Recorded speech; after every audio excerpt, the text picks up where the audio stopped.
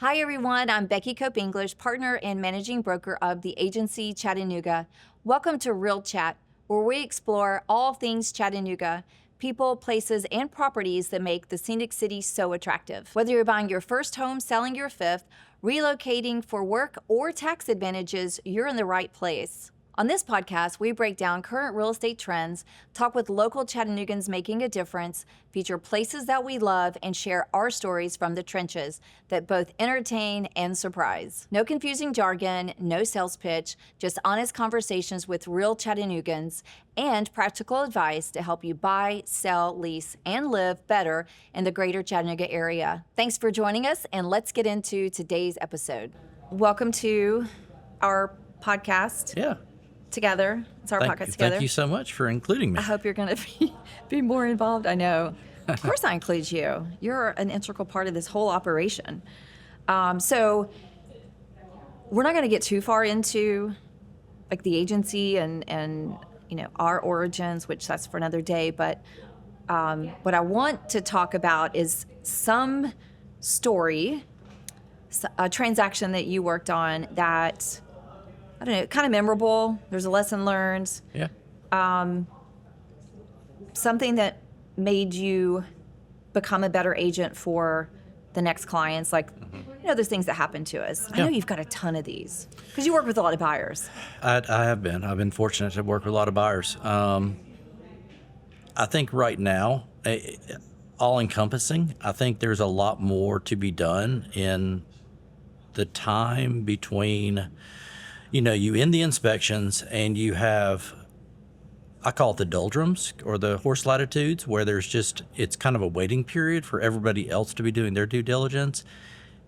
And I feel like there's a lot of time for things to fall apart during that. And so I feel like even though you feel like all your boxes have been checked, you've got lender and appraisers, and then you've got also your buyer who is preparing to allocate funds, get everything together, and pack up and move, have transfer of utilities. Yeah. So even though our job is kind of on the shelf at that point, there is so much that needs to be done, or at least so much time to follow up and at least have. So what do you do during that time? Follow-up checklist that's important. Because we always say we have to, keep the transaction together. But once you do get through inspections and you're headed to closing, I mean, that is a waiting time. But it's like, what do you do during that time? I make sure that my clients have a clear understanding of timeframes with getting with lender. Anything that's been requested, whether it be HOA documents that they may not necessarily know what that entails. It's important that utility transfers are sent. Movers are set up. That the employment verification's still there and going to stick. Yep. That there's the lenders that are looking for the proof of funds and source of funds and that sort of thing. There's a lot of things that have to happen. Well, there's a clear direction, I think, of what is happening, even though everybody feels like everything is kind of boxes are checked and everything's moving forward. There's still a lot of things that can fall apart. And you asked me, especially at final inspection. Well, final inspections, when you do have to make sure that repairs are completed, if any had been requested correctly. But you asked about a war story. I did. I had a client who had been very clear from the very beginning. I didn't say war, by the way, but go ahead. War stories. We do call them war stories. I had a client who had talked with a lender and had made it very clear that he would be relocating from another state. I remember this one. And the lender said, you know what? The lender called me, which was great. I mean, within 24 hours, lender called me and said, you know what, Derek, I'm going to get this pre-qualified. I'll get it pre-approved. We'll get everything moving. I will not send you any documentation saying that your client is ready to buy if we're not going to get to the closing table. Mm-hmm. And that was really a great reassurance, because not all lenders, lenders do communicate. Sometimes it's more of a form letter or at least a transaction update through an email. Mm-hmm. This was a personal phone call from the lender and really bolstered my confidence that things were going to move forward. If I got the pre-qualification letter and we were going to be moving forward, that this was going to happen. And, a day later, I got the pre-approval, pre-qualification letter, and we were moving forward. And we moved forward through the negotiations, through the concessions, through the repairs. A week before closing, I get a notification or a phone call from the lender's assistant. Lender had kind of dropped out of the picture, and there were a lot of processors and underwriters and assistants who had kind of filled in the blanks, saying that they were still waiting on some conditions to be met, that they had just found out that my client had quit his job 2 weeks after the contract was in place. Wow. Well, I think that's line 79 or 80 of the purchase agreements. Yeah. And so I Client will do started, nothing to change their financial picture. and that was right inside that, what I called the doldrums of the transaction. And so I called my client and I said, hey, What happened? talked to the lender a little while ago, lender's assistant, and there's just a few conditions that still need to be met. And they notified me that you quit your job 2 weeks ago. And he said, well, yeah, I'm moving. Why would I not quit my job? And I said, well, that's the condition of the loan and condition of the purchase contract is that you will be employed. And he said, well, I told the lender I'd be quitting my job. What did they expect me to do? Move and still be employed? Right. Which does make sense in a way. It does. We were able to work through it. He was fortunately he was an independent contractor. He was still employed. He was still generating an income, but he was more like a subcontractor. He did not have an employment agreement any longer.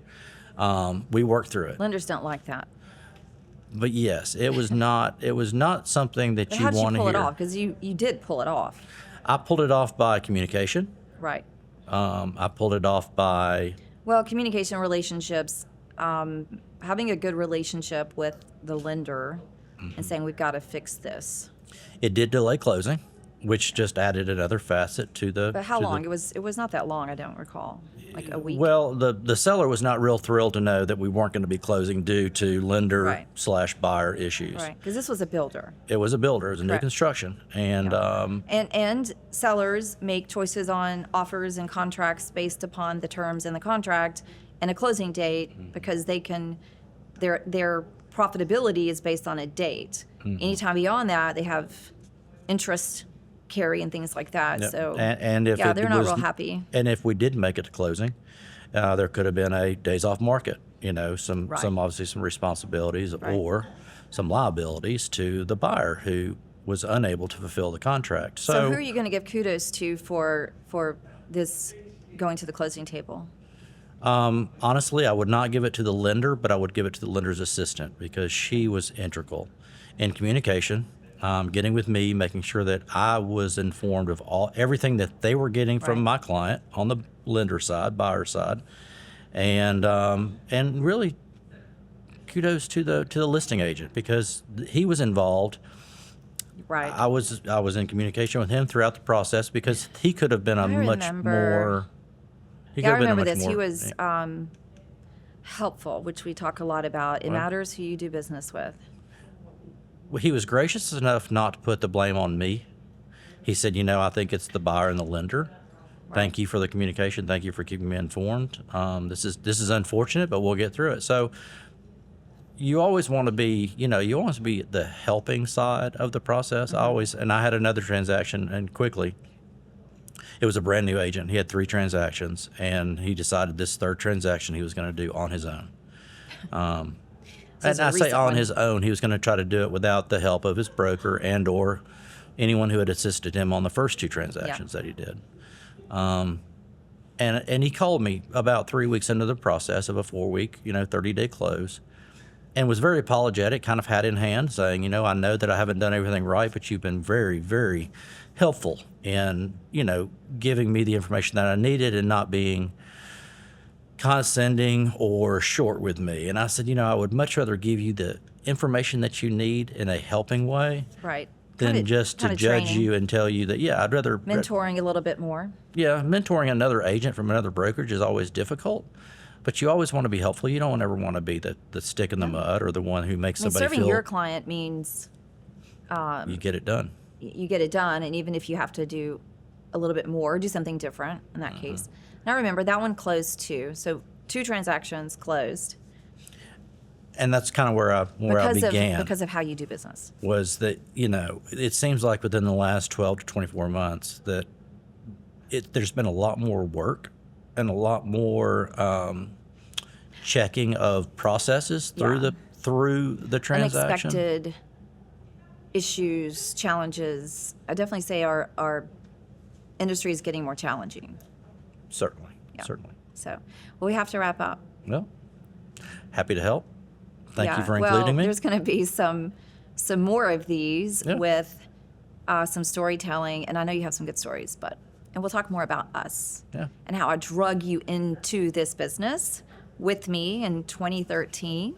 Even though you were born and raised in the real estate industry, I know. Well, we had a choice. You could either have gone out into construction with me and been out there with a tool belt and swinging a hammer, or I could have gotten into... This is such a cheeseball story you always tell people.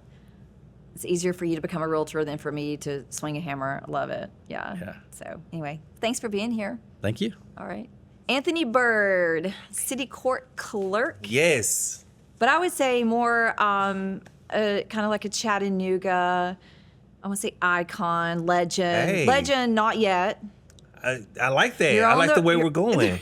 You're on the path. I like the way we're going. We're on the way. I like to talk about how we met. Yes. And a little bit about our origins. Okay. I think we met, and I have a terrible memory sometimes, but I think we met, you're a city councilman. Yes.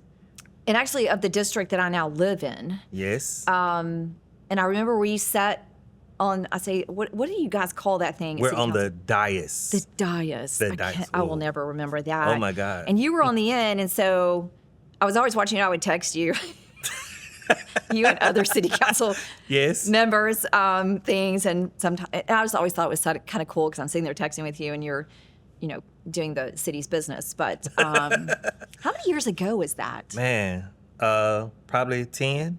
10 years? 8 to 10 years ago. Yes. Really? Time flies. You don't age at all. I almost said something. Yes.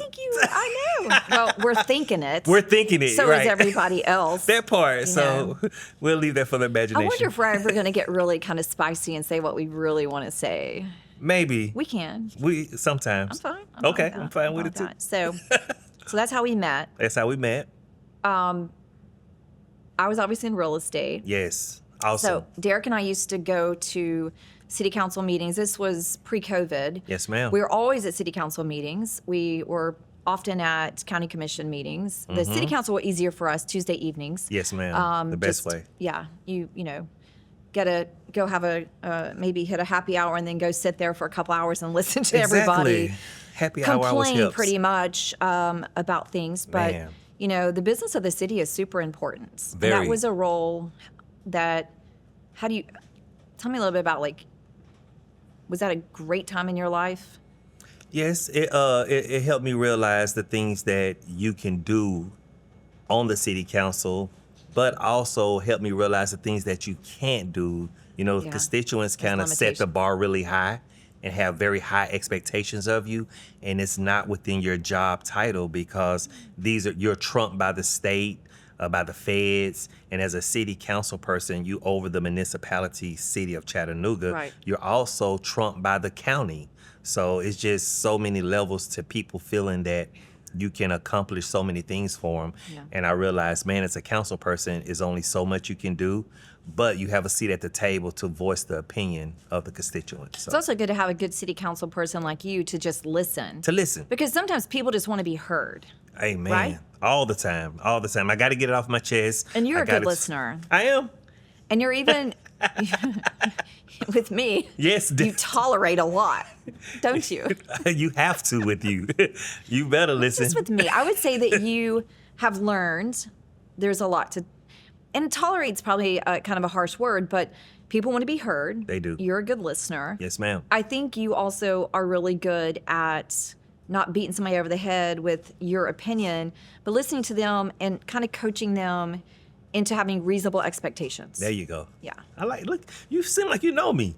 I do know. I know. I also know you're beautiful and amazing wife. Yes, you do. Yes, you do. Yes, Wow. you do. And y'all I have don't hit know it off and how became you- friends. I don't know how you did that. I'm lucky. God blesses us in You know, the right timing too. right timing. I think the timing was important. Man, I'm so lucky. I don't think you would appreciate that woman if I you wouldn't. had probably met her earlier. I So, know. That was a It's a lot to talk about. lot to talk about. Wow.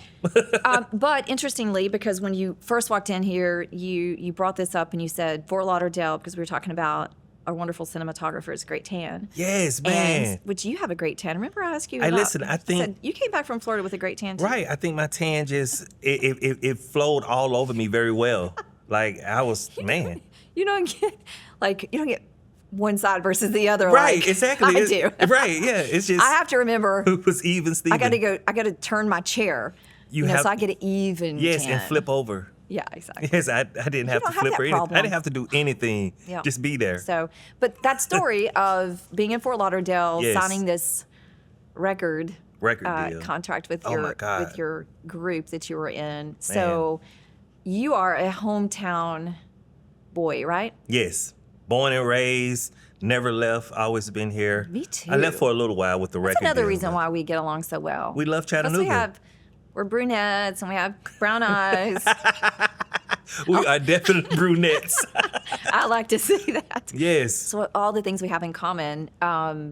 Where'd you go to high school? City High, Performing Arts, CCA now. Yeah. Yeah, I was a drummer kid, so Yeah. to be or not to be, that part. But you participated, right, in you guys would go around and perform. This was back in Yes. the, Say No to Drugs, right? Say no to drugs. There you go. Yeah, back in the early '90s. Yeah. We used to just be an anti-drug group. This is when drugs were was the hitting 80s Chattanooga. and 90s, 80s right? and 90s. Yeah. Yes. Drugs was hitting Chattanooga really hard. I think it's like the whole crack epidemic came out. Yeah. And man, Just Daryl say Wheeler, no. we just say no to drugs and. Right. Was that Nancy Reagan? You took that out of my. my We gosh. connected. I was I going to know. say Nancy Reagan said something. Yeah. This is your brain on drugs with an egg or something. Oh my God, that's yeah, right. It's crazy. Well, but you basically went about, I guess, performing to Yes. connect with kids. Yes. Make sure the kids, say no to drugs. I used to dress up in a clown suit, like a clown. I was called Happy the Clown. Oh my gosh. I know. It's please. I just went to like SNL skits or that something. part I did too. What was that called? In Living Color? Yes. That was me. Homie, Homie, don't play. that. That was I promise. The wig. I still everything. say that sometimes when Becky, when don't an play offer that. comes across my computer and I go, homie, don't play that. Becky, don't play that. That's not no new So tagline. I like funny. that. Oh my goodness. So a little bit more about that. You basically went on and you kind of have a musical background, a Yes. performing background. Performing background. Mm-hmm. Hometown guy, Yes. never left, could have. Could have. Yeah. Could Would have. life have been very different had you left? I'm tremendously different. Yeah. But I just think God had other plans for me. When I, in the group, it was 5 guys. We were like the Backstreet Boys, New Edition, NSYNC. Right. And we used to harmonize and sing songs. And when we traveled the world, man, it was crazy. When we signed our first record deal in Fort Lauderdale, a guy, Foresight Records, Billy Hines, signed us to a major deal, and our record charted on the charts. And man, we thought our life was over. Like we thought we were millionaires. We thought we was getting ready to You be had hit great. it big. We thought we did, but God has plans. God's plans. One of our members hit it big, Usher Raymond. He was able to go off to bigger and better I think things. he's got a key to this city. He got a key to the city. Well, you know what? When I was 13, Mayor Gene Roberts, you can look this up. Mayor Gene Roberts gave us a key to the city. So You do too. I got a key to the city when I was 13. Where is that key? Great point. I think my manager at the time, Daryl Wheeler, Yeah. this is a guy that trained us Yeah. and put us together. I think he still has the key, but I don't know. I wonder if it'll unlock any doors now still, or have If they I want to changed see the lock? Daryl, where do I have to go? You go down to the Coolidge park. Yes, and get you a shaved ice. Yeah. And to be funny, it's called Happy House. Are you His serious? shaved ice thing in the park is Well, called that's just Happy full House. circle. Yes, we need to go get one day and have a Okay. icy on the. Mine are my favorite. What is your favorite flavor What's my favorite flavor? of your shaved ice? What's yours? Oh, I don't know. I like strawberry. Oh. with the cream and a scoop of vanilla ice cream on it. You put ice cream on a shaved ice? Listen, right. Never Don't heard of knock that. it. Don't knock it till you try it, Okay. baby. Becky, Well, my favorite's pina colada. I love pina colada. Ooh. yeah. I would rather have pina colada a different way, but that's another Well, I conversation. know. Well, when it's work hours, Yes. we'll have a pina colada shaved ice. There you go. So we've already talked about it, but your public service really did start in high school, It started in high school. and you've just always been, by nature, a public servant or someone who deeply cares about his community, which That's all it's that's about. kind of another reason why we connected. I mean, what real estate agents show up to city council on a None. regular basis? None. And But you. why? Because you need to know things. Right.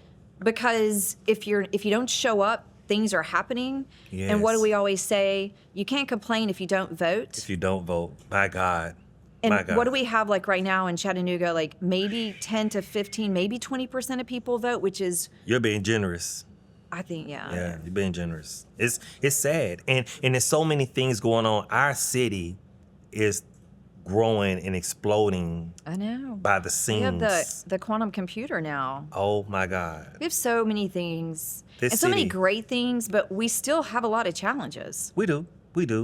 But I think as a family, as a team, as with relationships, those challenges will be conquered. You know, we're gonna fix those challenges, and it's not gonna be perfect. We're gonna cry, we're gonna hug, we're gonna laugh. But I think a lot of those challenges will be accomplished. We're gonna fix it.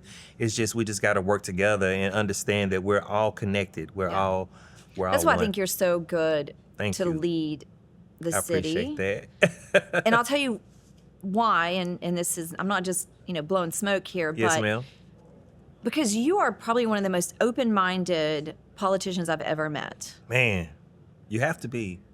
But no, you don't, because a lot of them aren't. I shouldn't say it like that. Okay. I know there are some that you get elected, and Mm-hmm. hey, you get elected to represent, you're a representative, so you're Right. supposed to be representative of the area that elected you, right? Facts. So, and there's a very diverse population. But when you go to wherever you go, whether it's city council, the mayor's office, governors, on and on, all the way to the White House, you should be doing what the people want you to do. But I think our egos get in the way. Right. And you think you become, well, they elected me. Right. I'm the man. I But know the answers to That's everything. what I'm saying. That's why you're different. Because Thank you.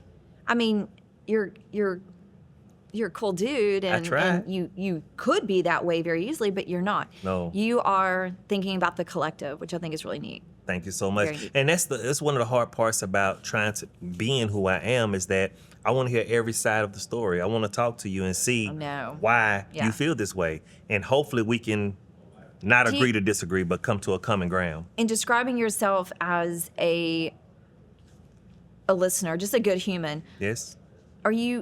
how often do you find yourself saying, my mind has been changed? A lot. Yeah. A lot. Because when you hear the other side of the story, you start to realize, man, let me say this right here. I try not to be an emotional thinker. Because Absolutely. when I just deal with my emotions, Yeah. I lose track of the facts. Right. And so once I remove all emotion out the way and just listen to the facts, my mind gets changed every time. And I'm sitting there like, wow, I can see the other side of the story now. I can see the other side of the coin. I get it. But a lot of times if we don't remove ego and selflessness, then you can start to see that. So that's what I try to do. That leads me to something else, which is I don't think a lot of people trust their government. No. But why not, in your opinion? Man, this guy told me one day, it's a crazy little quick story. This guy told me, an officer who's very prominent in this community, he's a legend. I'm not gonna say his name, he's a legend. He said, Anthony, you know how I got my ranking so fast and how I came up in the police department? I was like, hi. He said, when little African-American kids or somebody would get in trouble, I will go into the community and say, hey, if you let these other officers get your son or do something to him, they're going to kill him. They're going to hurt him. I will plant that seed in the community. So when the parents find their child that had done the crime, they'll call me so I can turn them in. And he said, and when I walk in the office with him, everybody's clapping for me, cheering for me, and I solved the case. And that's how I moved up in rankings. Huh. And when he said that to me, he was proud of that. But what I heard was you destroyed communities because you planted a seed of deceit, a seed of lying, a seed of misunderstanding, a seed of distrust. You planted that seed, and that Right. seed just grew and grew and grew. Not just by that. I'm pretty sure it's other stories. That's not selfless. That's not selfless. You know, that was No, and you're right. The ripple effect of that the is ripple effect. And right now, and we could talk a million years about this, Right. but it's everything you see on television, or it's everywhere. It's in songs. It's Yes. It's on social media. Yes. It's what people are paying attention to, and you're literally affecting someone's perception Oh my by God. one story. Because we all know, I mean, you know as well as I do from being in high school, certain people in our community would come to school to speak. I listened to them. Right. It made a profound impact. I didn't listen to my parents as much as I should have, but this was a stranger, and I listened to them. So same thing in this case. Facts. It's unfortunate that someone listened and probably took it as the gospel. They did. They And did. then their actions, There you go. that's just, Man. And now, right now, we're not dismissing bad behavior. no, not at all. Bad behavior There is did bad it. behavior out there, of course, and, I mean- and everything. I mean, we talk about in real estate all the time. There are nefarious bad actors. There's a lot of Yes. scams in this Yes. industry. I Yes, think, and I mean, so- well, we live in a fallen world, right? Right. And you know what? People will hear us saying these things and think we are downplaying bad behavior. That's not what we're doing. We're making the point that it's been seeds planted and misunderstandings planted to just foster a lot of deceit and a lot of mistrust that shouldn't be there. Shouldn't be there. And once we get to know each other, you'll understand that you have so much more in common. Yeah. You have so much more understanding. And I have some great friends and great colleagues around the world. I went to a prayer breakfast the other day, and No, I missed that. it was crazy. And I looked, heard it was wonderful. It was It's the first one I've amazing. missed in years. But to sit there and just see so many people, I'm going to say 90% of the people didn't look like me. Yeah. You with me? Why not? I don't know. But Jesus Christ Was was there, Yeah. was throughout it. Yeah. I felt good. I didn't feel funny in any It's a type great way of way. to start the morning. Beyond great way to start the morning. But the narrative would be like, you know, somebody would say, would make me want to feel like I didn't belong there. You feel me? It still shocks me that people even think that way. But, you know, I like to invite people to things, just like inviting you to all I kinds of love you things. for that. You show me every time you invite me somewhere, my mind is just blown away. I'm like, Becky, you did it again. Like, you got to be here. So volunteers in medicine. Yes. That was awesome because Racked up. you racked up. You won the grand prize and you won the second prize. Right. But then you turn around and said, I'm not going to take that redraw. You're Redraw. so, people love that about you. Man. You're generous. But that was a big haul. It was. You had a wheelbarrow. A wheelbarrow of things. Oh, my niece just asked for a wheelbarrow. Did you already sell it or give it No, away? Or you I got let her see Just it. kidding. She can use it. She actually got one for she wanted one for her birthday. Isn't that? She lives on a farm. So That's awesome. she You knew get her well. a wheelbarrow, Becky. I will. Yes. Actually, I got her something else that hadn't come in the mail yet. But you were there. Yes. You're in that room. Man. You know, I don't know how you would deem that room. Volunteers in medicine. I mean, you It was didn't even know amazing. about them. Didn't know. But let me tell you this. Yeah. What about they're helping me out now? Really? Yes, I have a family member that needed some help with some That is things. so And good. the young lady that helped me get my things out of the building that I won, I just called her up. Relationships. I said, hey, this is Anthony. Right. She don't know me from Yeah. Adam. I said, Right. hey, this is Anthony. I met you at the Yeah. medicine Volunteers in luncheon. medicine lunch. And she said, hey, how you doing? I said, I have somebody that needs some help. Yeah. Man, she said, give me their email address. Right now, today, she's helping that person get the medication and the things that they need just by a relationship, by you inviting me Right. to a space and allowing me to come. And it was like, wow. And now I that's got new friends. why we do it. That's why we do it, Becky. Yes. That's why we do it. And It's it's about amazing. resources. Well, Rakita was there, and Yes. she was a past client, and she's Yes. proud of that. I mean, look at her now. And a guy I grew up with, Pat Rowe. He was there, Oh, yeah. and he's a past client. But these guys are in my community that I talk to and see daily, Right. but I never knew this that they this could organization existed. use. Right, and they were able to use that. They do That's great things. Joel Henderson's amazing. amazing. Yep. 10 Well, out I of want to 10. ask this question because I know we don't have a whole lot of time Okay. left. Yes. I hope you'll come back though. Because, every day I'll come back. I love talking to you. We always have a good time. Always. But I think this is kind of, we've already touched on it, but what's one challenge facing Chattanooga right now that you think deserves more attention?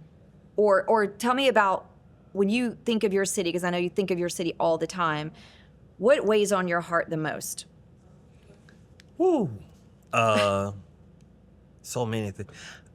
To kind of put things in a, like, you have violence, you have infrastructure, you have homelessness, you have so many things. But I'm going to say, what our mayor now, he projected this one Chattanooga. Mm-hmm. And when I come out in Chattanooga, although we're trying to do all the things to make it one Chattanooga, it's still so divided. Doesn't feel like it. It doesn't feel like Yeah. it. And I don't know what's the major issue with us to why we can't become one Chattanooga, why we can't become that. And this is a much, I feel like we could give hours to this because I spend a lot of time, I send a lot of podcasts to you.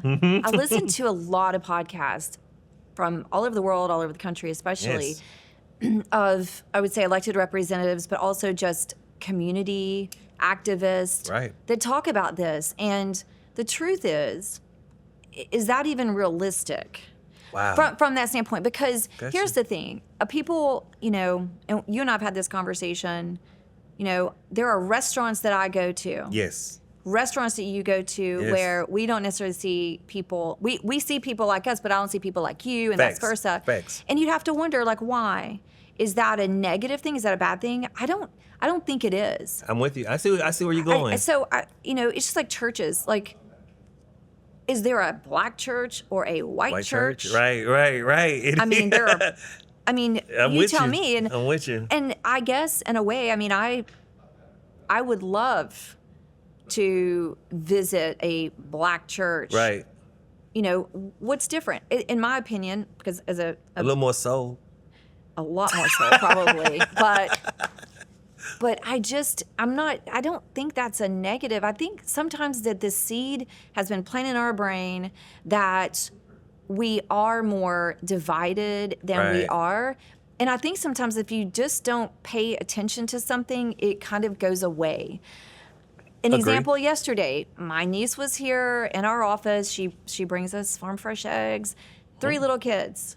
The youngest one is kind of got a little bit of a bad habit, as all kids go through, fingers go in places that are a little bit gross. Yes. And so I kept saying, don't do that. And she goes, if you just don't say anything, it goes away. Wow. And I thought, think of how many things that can apply to. Especially, think about it.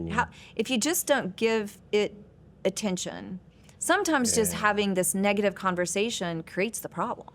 Right. But I'm not saying that's... but some people live in that negative realm, Some people live in that, they want to stay in that negative space to stay relevant. Well, because if I don't keep that negativity going on, I don't exist anymore. Yeah. So did you grow up to Misery Loves Company? My mom said it all the time. Yes, Misery Loves Company. I grew up to that. Misery Loves Company. Yes. Hurt people hurt people. Well, that one is so true. And people that have been wronged sometimes will want to wrong someone else. There you go. It's really sad. But you would want to, the thing that you think is really make this city feel more united. Right. Like, I talked from top to bottom, left to right. Talked to a guy, Ken, it should be our Chattanooga, because... You say our guy, Ken? Yeah, our guy, Ken. Our Chattanooga, where we have, it's your Chattanooga, it's my Chattanooga, but it's different levels that we all can fit into in different places where some things may not attract. I don't like hamburgers. You probably like pizza, but that doesn't mean... I can't believe you think that about me. That part. It's like my favorite food, but burgers are second. Right. So, but, people have differences in what they like and don't like. But that doesn't make us divided. It just makes us different. It makes us different. That's all. And what is it? Something about spice and life? Right. Whatever that saying is. I can't say it, but I got you. Variety is the spice of life. There you go. Amen. All right, so we're going to have to wrap up in a second, but I want to hear this from you. Yes. About, because you've shared some things about your past with me. who's your biggest mentor? Mm-hmm.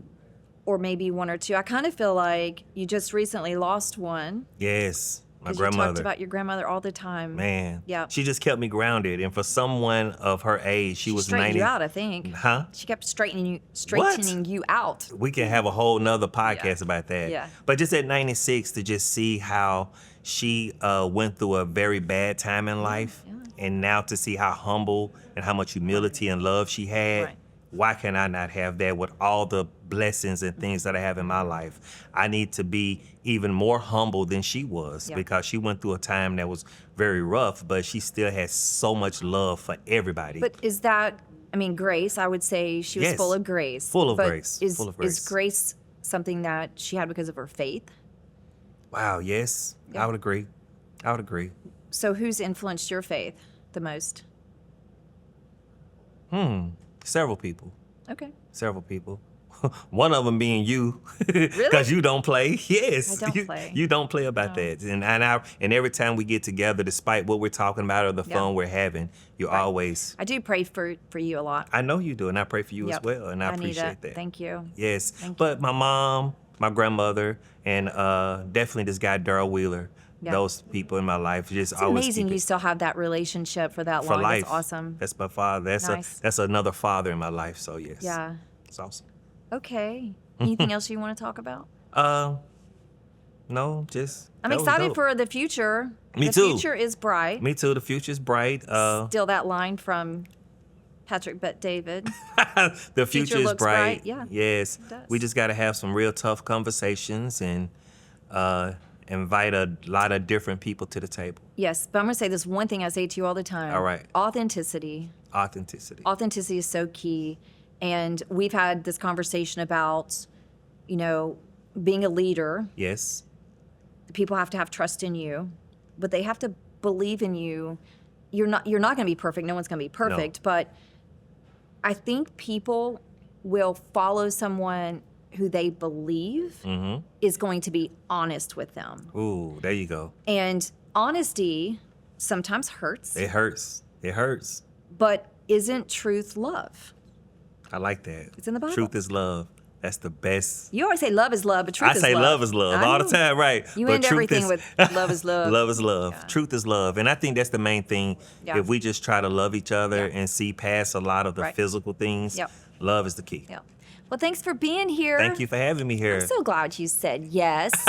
I'm so And, glad you invited me. We will hopefully see you again, and will. I'm excited for what you're doing for our city. Right. I'm excited we have a person like you in our city making it amazing. So thank you. Thank you, and give my love to your beautiful wife. Yes, ma'am. All Thank right. you. See ya. All right.